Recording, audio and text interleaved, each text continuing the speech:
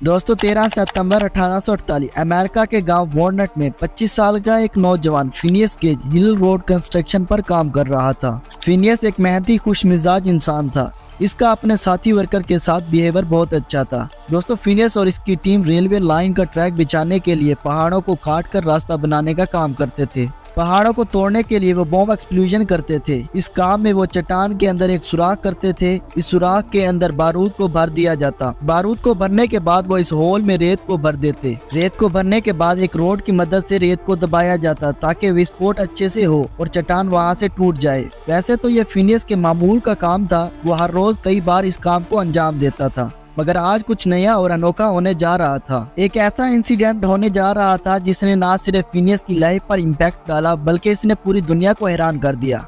Hello hi अस्सलाम वालेकुम दोस्तों, मैं हूं इरफान और आप देख रहे हैं सर्चिंग विद इरफान। दोस्तों इन्फॉर्मेशन से रिलेटेड वीडियोस को देखने के लिए मेरे चैनल को सब्सक्राइब कर लें और बेल आइकन को प्रेस कर दें ताकि इस तरह की इन्फॉर्मेशन से रिलेटेड वीडियोस की नोटिफिकेशन आप तक पहुंच सके। दोस्तों जैसा कि मैंने आपको बताया, फिनियस रोज इस काम को अंजाम देता था, मगर इस बार फिनियस ने एक गलती कर दी थी और इस गलती ने फिनियस गेज की लाइफ को बिल्कुल बदल के रख दिया। फिनियस गेज ने सुराख के अंदर बारूद डाला। इसके बाद फिनियस सुराख में रेत डालना भूल गया। उसके जहन में था कि मैंने बारूद डालने के बाद इस सुराख में रेत डाल दी है। जैसा कि यह फिनियस का रोज का काम था, इसलिए उसने फौरन ये एक रोड उठाई और उसने रेत को दबाने के लिए इस रोड को जमीन में पुश किया। इस रोड की लंबाई 1 मीटर यानी 3.58 फीट थी और इसकी चौड़ाई 3.2 सेंटीमीटर थी। फिनियस गेज ने जैसे ही रोड को नीचे होल में पुश किया तो रेत दरमियान में ना होने की वजह से रोड और बारूद डायरेक्ट कनेक्शन में आ गए। फिनियस ने रोड को दबाया। दबाव की वजह से एक चिंगारी पैदा हुई। चिंगारी की वजह से बारूद ने आग पकड़ ली और अचानक से एक बहुत बड़ा विस्फोट हुआ। रोड पर विस्फोट की वजह से प्रेशर पड़ा।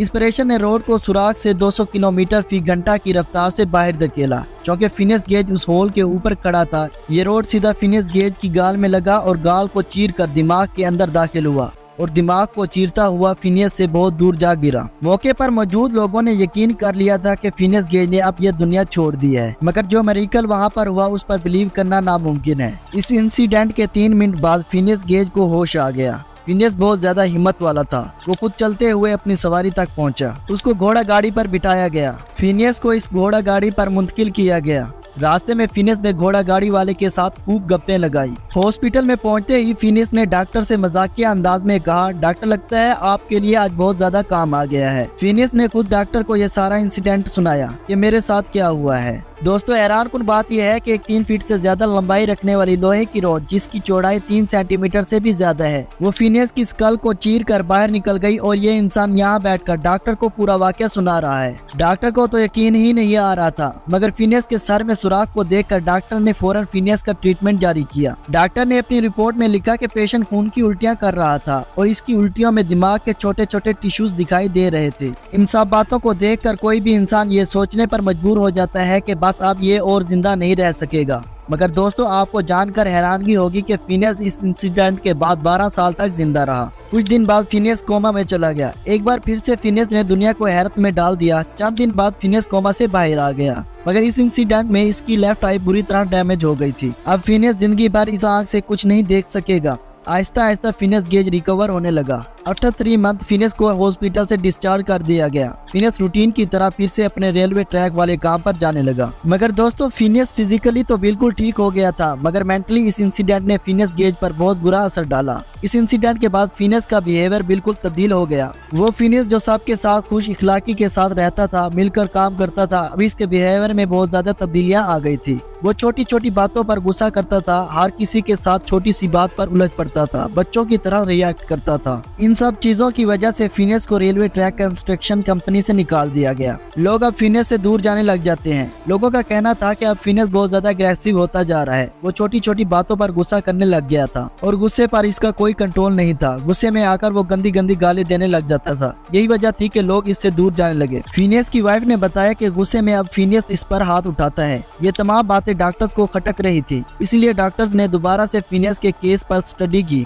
डॉक्टर्स ने एक्सप्लेन किया कि फिनियस के बिहेवियर में तब्दीलियां इसके दिमाग में चोट लगने की वजह से आई हैं। पहले डॉक्टर्स ने रिपोर्ट्स में लिखा था कि फिनियस के प्री फ्रंटल कॉर्टेक्स दोनों डैमेज हुए हैं, मगर बाद में जब हार्वर्ड यूनिवर्सिटी में फिनियस के केस पर स्टडी की गई तो पता चला कि रोड ने फिनियस के एक पार्ट को डैमेज किया है। दोस्तों, प्री फ्रंटल कॉर्टेक्स इंसान के दिमाग का वो हिस्सा है जो इंसान को जानवर से इंसान बनाता है। इंसानी दिमाग का ये पोर्शन इंसान को self awareness, complex planning, problem को सोल्व करने, नई चीजों को सीखने, पर्सनैलिटी एक्सप्रेशंस, फैसला करने और सोशल बिहेवियर को कंट्रोल करने का काम करता है। रिपोर्ट्स के मुताबिक इंसिडेंट ने फिनियस के प्री फ्रंटल कॉर्टेक्स को डैमेज किया था। यही वजह थी कि फिनियस का बिहेवियर इस इंसिडेंट के बाद बहुत ज्यादा तब्दील हो गया था। फिनियस की इस बिहेवियर की वजह से लोग इससे दूर होते जा रहे थे। एक वक्त में फिनियस के पास ना तो कोई दोस्त था और ना ही कोई काम। पहले तो फिनियस अपनी स्टोरी लोगों को सुनाकर हमदर्दी की बिना पर लोगों से पैसे लेता था, मगर कुछ अरसे बाद फिनियस ने यह काम छोड़ दिया और वो अफ्रीका की कंट्री चिली में चला गया। चिली में फिनियस अपनी नई जिंदगी की शुरुआत करने गया था। पेट पालने के लिए वहाँ पर फिनियस ने स्टेज को चलाने का फैसला किया। दोस्तों, आप सब जानते हैं कि किसी भी किस्म की व्हीकल को चलाने के लिए इंसान को बहुत ज्यादा चौकस होकर बैठना पड़ता है।